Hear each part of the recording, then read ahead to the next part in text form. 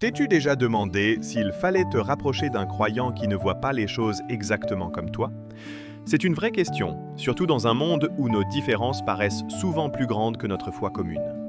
Dans cette série Unis en Christ, nous redécouvrons ce que signifie la véritable unité chrétienne. Non pas l'uniformité des opinions, mais l'unité du cœur à travers Jésus-Christ. Notre communion ne repose pas sur la perfection, mais sur la personne de Christ, celui qui nous unit. Jésus a prié dans Jean 17 pour que ses disciples soient un, comme lui et le Père sont un. Cette unité ne veut pas dire que nous serons toujours d'accord sur tout, la manière d'adorer, la forme de l'Église ou certaines doctrines secondaires, mais que nous reconnaissons le même Sauveur au centre de notre foi.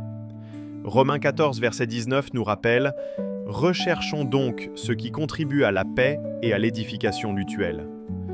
Quand nous gardons le Christ au centre plutôt que nos différences, nous bâtissons des ponts au lieu de murs.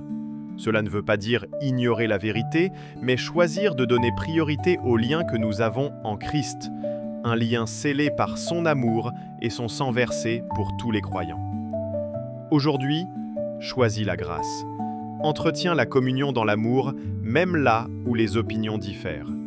Car le monde saura que nous appartenons à Jésus, non par notre ressemblance, mais par notre amour. Jean 13, 35.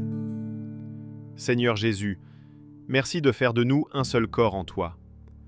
Apprends-nous à reconnaître ton image dans les croyants de chaque nation et de chaque tradition, chez ceux qui t'adorent dans la liturgie ancienne, chez ceux qui viennent des courants réformés et confessionnels, et chez nos frères et sœurs charismatiques et remplis de l'Esprit à travers le monde. Donne-nous la sagesse d'aimer sans compromis et la grâce d'aimer sans condition, même lorsque c'est inconfortable. Unis nos cœurs sous ton autorité, afin que le monde voie ta gloire à travers notre unité en toi. Amen.